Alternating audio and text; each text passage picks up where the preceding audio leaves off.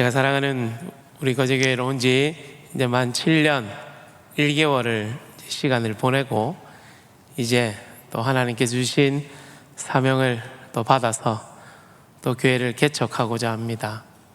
제가 처음 교회 왔었을 때 우리 담임 목사님이신 우리 오광열 형님께서 얼마나 4층에서 잘 챙겨주시고, 그래 박 목사 잘하고 있습니다 이렇게 위로해 주시고 격려해 주셨던 순간이 참 엊그제 같은데, 시간이 참 많이 지나서 또 목사님께서는 또 거제교회 담임 목사님으로 저는 또 이렇게 또 새로운 발걸음을 가지게 되었습니다. 우리 모든 성도님들과 함께 늘 아름다운 교회를 세워 나가는데 또 힘쓰는 우리 모두가 되기를 주님의 이름으로 축복합니다. 오늘도 예배의 자리에 나오신 우리 모든 성도님들을 환영하고 축복합니다. 사실 예배의 자리에 있다는 것이 우리에게 쉬운 일이 아님에도 불구하고 우리가 예배의 은혜의 감격들을 자칫 잃어버릴 때가 있으며, 또 오늘 오후가 찾아왔구나 라고 할 때가 우리에게 간혹 찾아올 때가 있지 않습니까? 오늘 이 시간 하나님의 은혜로 가득히 채워지는 은혜의 시간이 되시기를 다시 한번 소망합니다. 오늘 본문 베드로 전서의 주제는 고난 가운데 있는 독자들을 권면하는 일이었습니다. 그냥 관념적인 신학이 아니라 구체적인 삶의 윤리를 그렇게 언급하면서 저자 베드로는 권면의 근거로서 예수 그리스도의 모범을 제시하며 이 베드로 전후서를 진행해 갑니다. 그리스도께서 육체의 고난을 당하신 것처럼 믿는 성도에게도 고난이 있습니다. 믿는 이들이 당하는 고난을 이렇게 성경은 말씀하고 있습니다. 베드로전서 4장 1절 2절인데요. 그리스도께서 이미 육체의 고난을 받으셨으니 너희도 같은 마음으로 갑옷을 삼으라.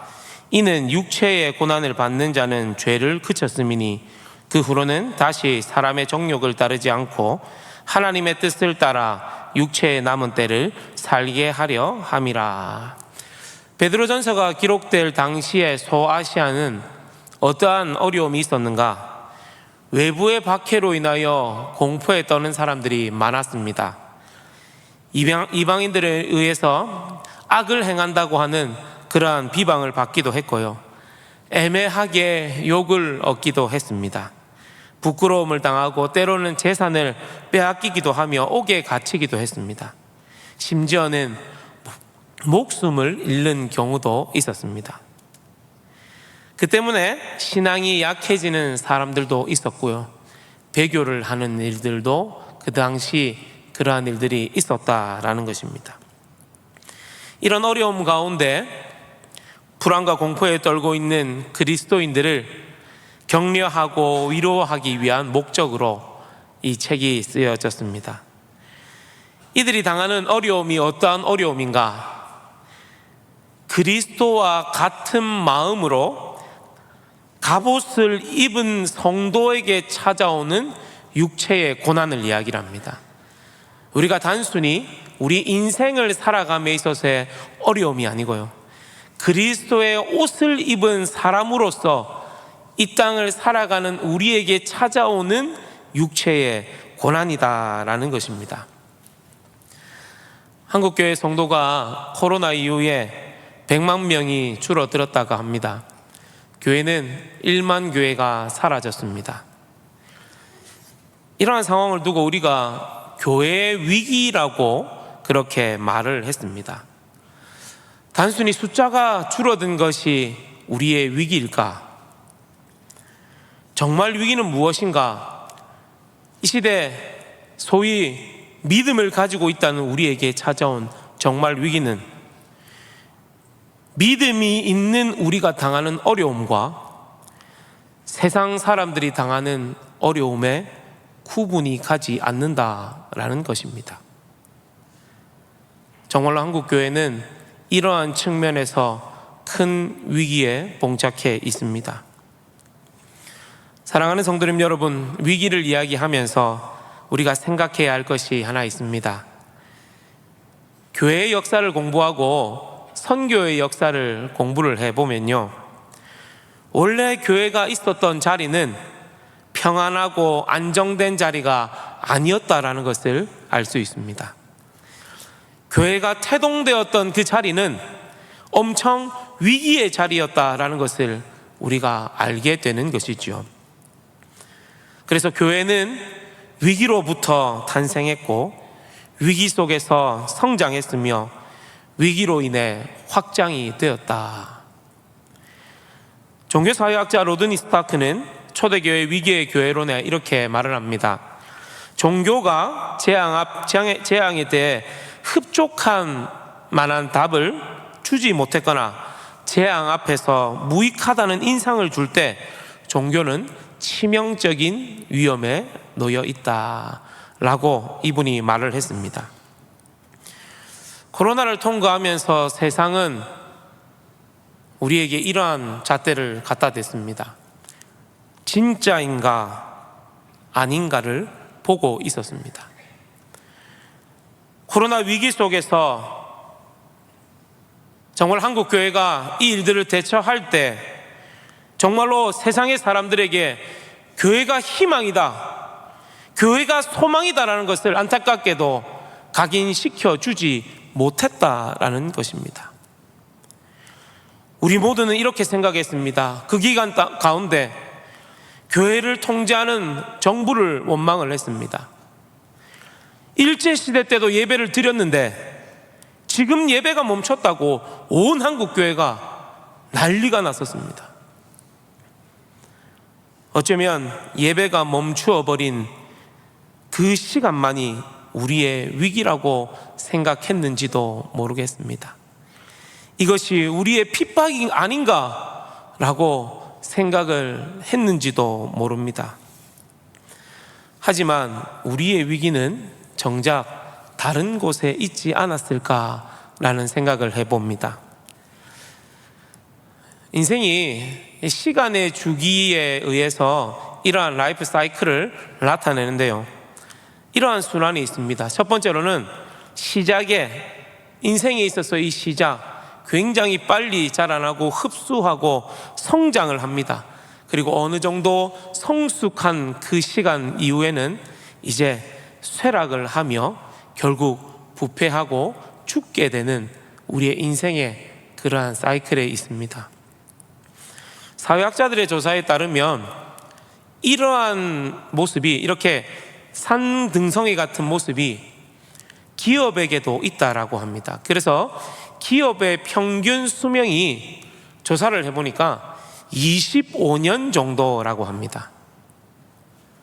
그러면 교회의 평균 수명, 사실 이 단어를 말하기가 굉장히 어렵고 힘든 부분인데요, 교회의 평균 수명은 얼마나 될 것 같습니까? 앞서 제가 1만 교회가 사라졌다 말씀을 드렸죠. 정말 안타깝게도 교회의 평균 수명도 약 25년이라고 합니다. 저희 거제교회는 몇 년입니까? 그렇게 보면 저희 교회는 정말로 대단하게 하나님의 일들을 감당하고 있는 것이죠. 교회가 시작될 때 엄청난 그 구령의 열정, 복음을 가지고 영혼을 구원하겠다는 그 구령의 열정을 가지고 시작해서 사실 교회가 어느 정도의 정점을 찍고 나면 그 그룹은 현상을 유지하려고 합니다. 그래서 행정력 좋은 목사를 구하기도 하고요, 건물을 잘 유지하기 위한 그러한 일들을 감당하기도 합니다. 교회 안에 이런 소리를 들을 때가 간혹 있습니다. 예전에는 교육부사가 500명이었다, 1000명이었다. 저도 그렇게 오랜 사역은 아니지만 예전 얘기를 한번 해볼까요? 제가 모교회 유치부 사역할 때도 제가 전도사 때 주변 어린이집 제가 다 부탁하고 해서 성경학교를 한 250명 정도 본당에 앉혀놓고 진행을 했었습니다. 뭐 그렇게 큰 감동은 없는데 괜히 얘기한 것 같습니다. 제가 저희 거제교회 처음 오고 고등부 때 고등부를 사회 가면서 처음 이제 친구 첫 총주의를 했는데, 그때 그 드림센터 아트홀 2층이 그때 숫자가 아직도 기억이 납니다. 친구들이 247명이 와서 가득 채웠던 시간이 있습니다. 그래서 사람들이 저에게 물어봤습니다. 목사님 어떻게 한 겁니까? 저는 전혀 알 수가 없는 상황이었어요. 왜냐? 제가 온 지 2달 정도밖에 되지 않았던 순간이었거든요. 하나님께서 우리 고등부 가운데 큰 은혜를 주시는구나 라는 놀라운 체험을 한 적이 있습니다. 그런데 지금, 예전에는 우리가 500명이었다, 부서가 1000명이었다, 죄송하지만 그런 소리가 나오는 교회는 벌써 정점을 찍고 하점으로 내려가고 있는 그룹입니다. 왜냐하면 지금은 그렇지 않다라는 말 정도밖에는 되지 않기 때문이죠. 톰 레이너 목사님이 말씀하셨던 죽어가는 교회의 징조들이 좀 이렇게 많습니다. 제가 하나씩 읽어드리도록 하겠습니다. 죽어가는 교회의 징조들은 점차적으로 부식되어 갈 때, 과거가 영웅이 될 때, 공동체로서의 정체성을 상실해 갈 때, 예산이 내부 사역에 쏠릴 때, 대사명이 누락될 때, 편리 위주의 교회가 될 때, 목회자의 재임 기간이 줄어들 때, 함께 기도하는 일이 감소할 때, 교회의 목적이 분명하지 않을 때, 교회가 시설에 집착하게 될 때, 톰 레이더 목사님께서 그의 저서에서 말한 내용입니다. 그래서 이렇게 이야기합니다. 정점을 찍기 전의 순간과 정점에서 내려오는 순간에 교회가 발버둥 치지 않으면 교회는 사라지게 된다라는 것입니다. 하지만 우리는 이것이 다음 세대가 없고 출산율이 낮아서라고 우리 나름대로의 이유를 댑니다. 여러 가지 측면에서 한국교회는 위기인 것은 분명해 보입니다. 그래서 한국교회가 이러한 위기의 상황을 두고 이렇게 말을 합니다. 말씀으로 돌아가야 한다. 그럼 하나님의 말씀은 무엇을 말씀하고 있는가? 이것에 집중해야지 우리가 위기라고 말하는 이러한 것들이 해결이 나게 되는 것이지요.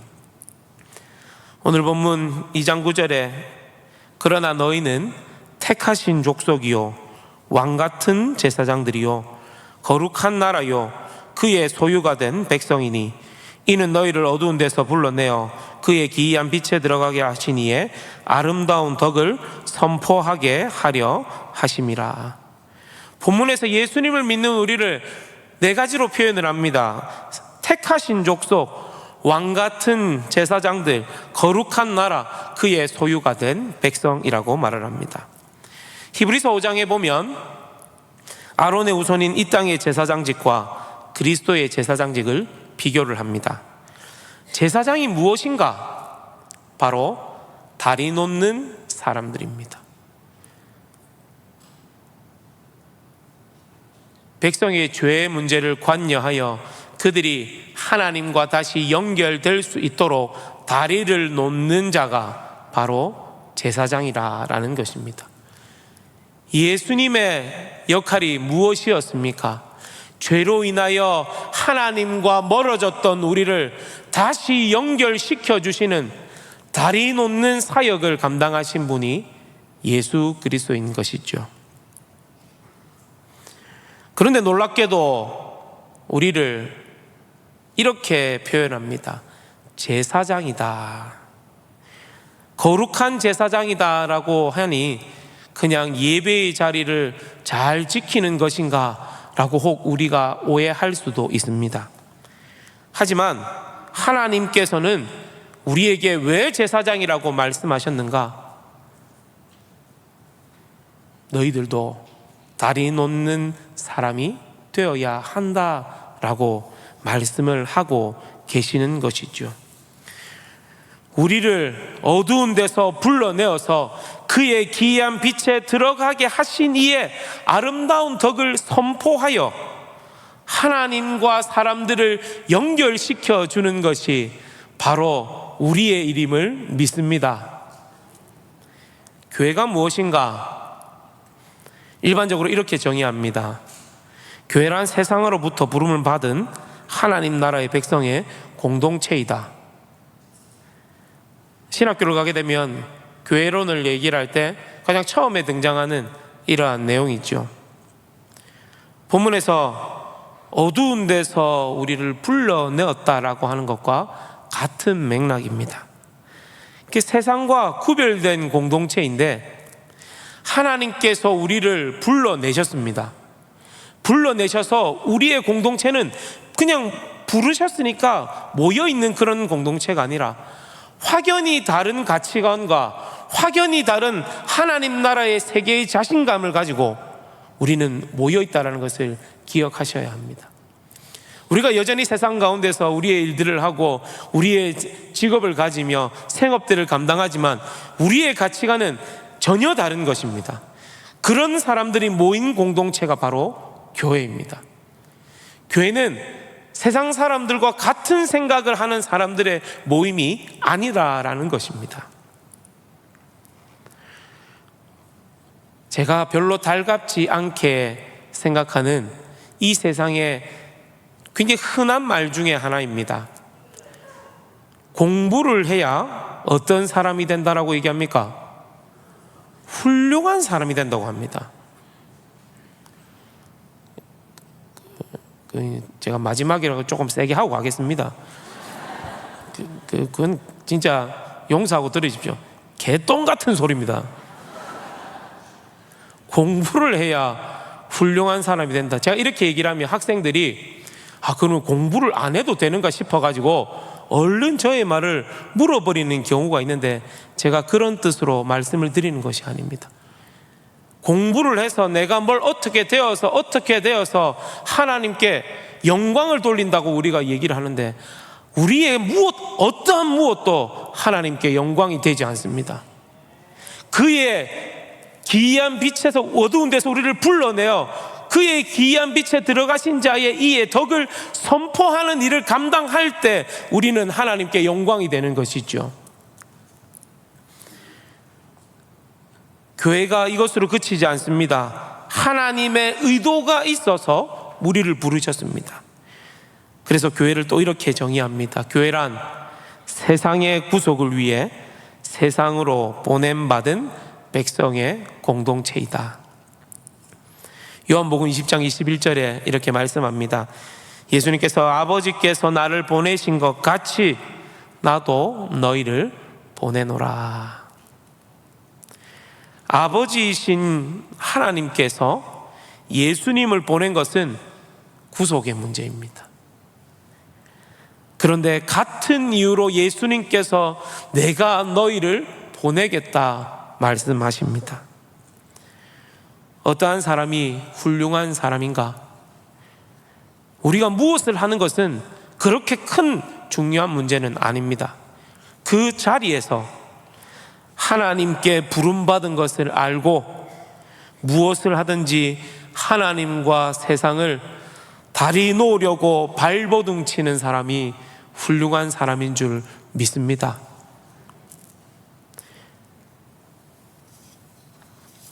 마태복음 28장에 여러 중요한 단어가 있겠지만 저는 그 시작이 너희는 가서라고 생각합니다. 우리가 잘 아는 사도행전 1장 8절에 오직 성령이 너에게 임하시면, 거기서 또 중요한 단어를 제가 또 뽑으라고 한다면 이른다라는 것입니다. 권능을 받고 유대와 사마리아와 땅끝까지 우리가 이른다. 너희는 가서 이른다. 우리의 사명의 시작은 무엇인 줄 아십니까? 가는 것입니다. 우리의 사명은 그곳에 이르는 것입니다. 우리를 어두운 데서 불러내어 그의 기이한 빛에 들어가게 하신 이의 아름다운 덕을 선포하는 것입니다. 교회의 사명은, 교회인 우리의 사명은 시대의 변화와 흐름에 따라 달라지지 않습니다. 교회가 위기이고 교회가 사라지고 교회가 쇠퇴하는 것은 원래 우리의 일을 하지 않아서입니다. 다시 말하면 다리를 놓지 않아서라는 것이지요. 오늘 본문 2장 12절에 너희가 이방인 중에서 행실을 선하게 가져 너희를 악행한다고 비방하는 자들로 하여금 너희 선한 일을 보고 오시는 날에 하나님께 영광을 돌리게 하려 함이라. 우리가 세상 속에서 예수님을 알지 못하는 자들에게 다리를 놓기 위하여 우리의 행실이 필요하고 선한 일이 필요하다라고 말씀하고 있습니다. 그런데 우리는 연약하지 않습니까? 목사인 저도 지금까지의 사역을 돌아보면 참 저로 인해서 마음이 어려웠던 분들도 계실 터이고 이러한 저러한 연약함들이 참 많이 있었습니다. 히브리서 5장 1절에서 3절에 이렇게 말씀합니다. 대제사장마다 사람 가운데서 택한 자이므로 하나님께 속한 일에 사람을 위하여 예물과 속죄하는 제사를 드리게 하나니 그가 무식하고 미혹된 자를 능히 용납할 수 있는 것은 자기도 연약에 휩싸여 있음이라. 그러므로 백성을 위하여 속죄제를 드림같이 또한 자신을 위하여도 드리는 것이 마땅하니라. 1년에 한 번 대속죄일에 그들의 백성을 위하여 대제사장이 지성소로 들어갑니다. 그런데 그 자리에도 본인이 정말로 그 예배를 하기, 그 제사를 지내기 전에 무식하고 말도 안 되는 사람이 혹 나를 건드리면 잘 참을 수 있겠느냐? 죄를 지을 확률이 굉장히 높은 것이 사람이 아니겠습니까? 그래서 반드시 대제사장도 자기를 위하여 제사를 지낸 후에 그 백성을 위한 그 제사의 자리로 나아가라라는 것입니다. 우리는 연약합니다. 우리가 사람들하고 세상의 사람들에게 다리를 놓으려고 하지만 우리의 연약함, 제가 예전에 저 시골에서 강도사 생활할 때 어르신 교회 한번 가셔야죠. 그 교회 누구 있는가 아이가? 가 꼴 보기 싫어서 안 갈란다. 제가 더 이상 드릴 말씀이 없는 거예요. 우리가 연약합니다. 우리가 쉽지 않은 우리의 본성을 가지고 있죠. 대제사장도 자기를 위하여 제사를 지낸 다음에 백성을 위하여 제사를 지냅니다. 왜? 죄의 문제를 해결해야 되기 때문에. 우리가 저 세상의 사람들에게 다리를 놓는 사역들을 감당하기 위해서는 우리가 해야 될 일이 무엇인가? 우리가 어떻게 하면 우리 가운데 선한 일들과 그러한 일들로 저들에게 다가갈 수 있는 것인가? 그 방법은 또한 하나밖에 없습니다. 영원한 대제사장이신 예수 그리스도를 붙드는 방법 말고는 없습니다. 사랑하는 성도님 여러분, 우리의 믿음의 여정이 다하는 그날까지 우리의 사명을 감당하기 위하여 주 예수 그리스도를 굳게 붙드는 우리 모두가 되기를 주님의 이름으로 축복합니다.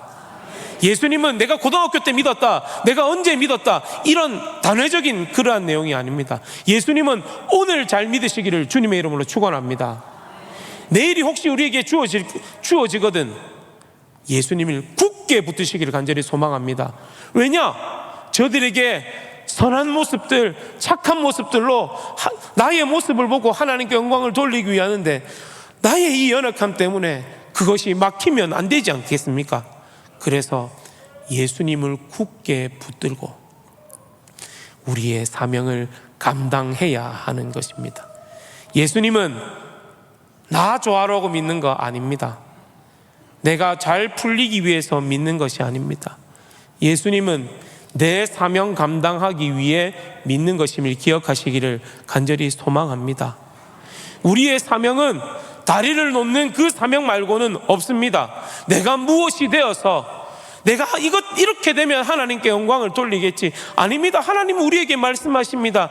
아버지께서 나를 보내신 것 같이 나도 너희를 보내노니 너희들은 가라, 너희들은 이르러라, 이렇게 말씀하고 있는 것입니다. 그래서 우리는 예수님을 굳게 믿는 방법 말고는 다른 것이 없습니다. 그래야 우리의 사명을 감당하거든요. 찬양 중에 이런 찬양이 있습니다. 우리가 축복성으로 많이 부르는 찬양인데요, 2절에 너는 택한 족속이요 왕같은 제사장이며 거룩한 나라 하나님의 소유된 백성, 너의 영혼 통해 큰 영광 받으실 하나님을 찬양. 오 할렐루야. 우리 2절만 같이 한번 찬양해 보겠습니다. 너는 택한 족속이요 왕같은 제사장이며 거룩한 나라 하나님의 소유된 백성, 너의 영혼 우리 볼 때 얼마나 사랑스러운지,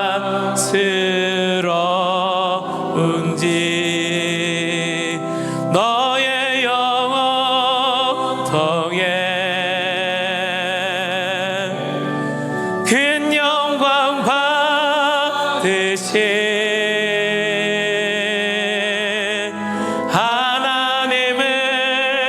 찬양. 오 할렐루야.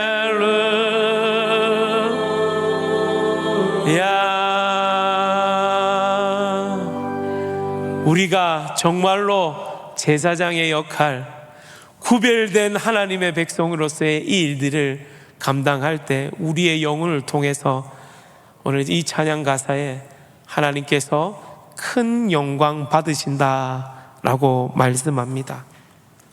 사랑하는 성도님 여러분, 이러한 위기 가운데 정말로 다행인 것은 이 땅에 저는 우리 거제교회가 있다라고 생각합니다. 아멘이십니까? 또 저희 교회에서, 우리 교회에서 많은 사랑을 받고 잘 자란, 덩치는 크지만 작은 목사인 제가 또 구령의 열정을 가지고 움직이려고 합니다. 목사인 나의 사명이 무엇인가?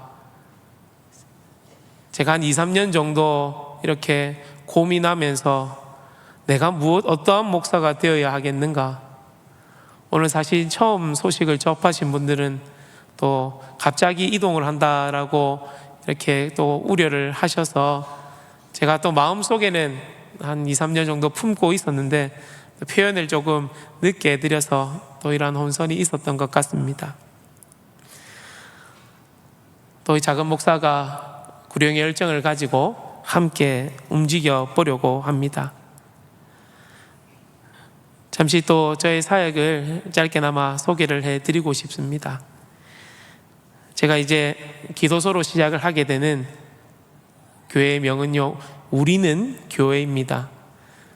교회로서의 사명들을 조금 더 고민하다가 이 이름을 정하게 되었습니다. 그래서 캐치프레이즈는요, 슬로건은 함께 맞잡은 손 전달 안아주다 라는 이 슬로건을 가지고 지금 또 로고 작업 중에도 있습니다. 위치는 범어사역 7번 출구에 바로 나오면 4층 상가에 있는 3층 건물인데요, 제 아는 후배님들이 장애인 주간보호센터를 하고 있습니다.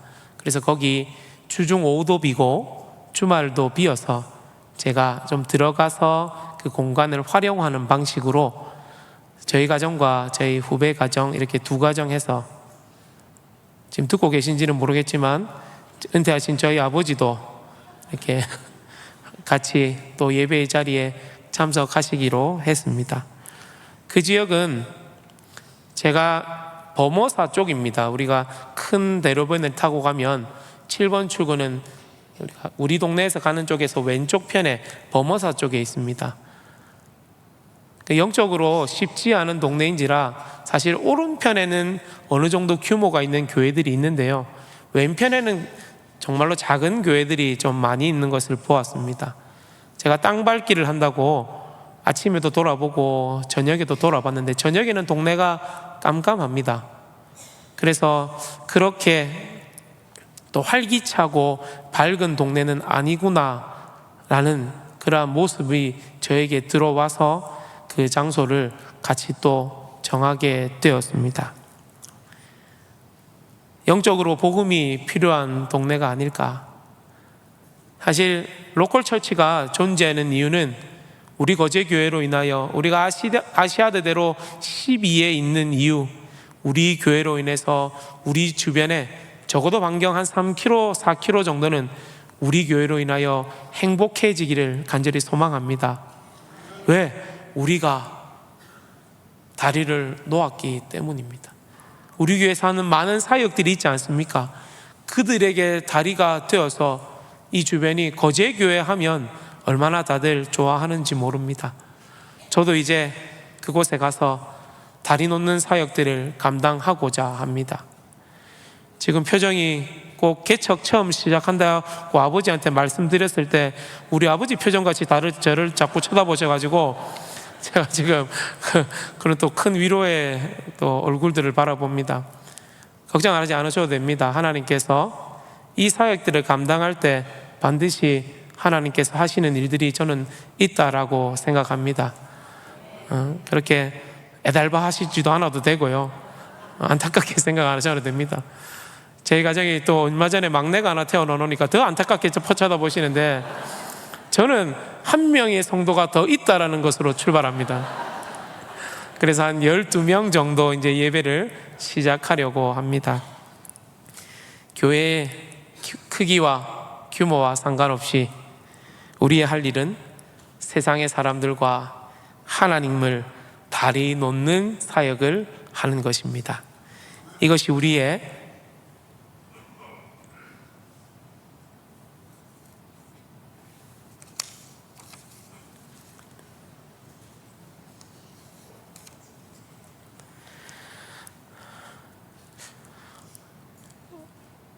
잘하고 있었는데 이것이 우리의 사명입니다. 각자 이 자리에서 다리 놓는 사역을 잘 감당하면서 이 위기라고 하는 이 시대에 하나님의 교회를 든든히 세워나가는 우리 모두가 되기를 주님의 이름으로 축복합니다.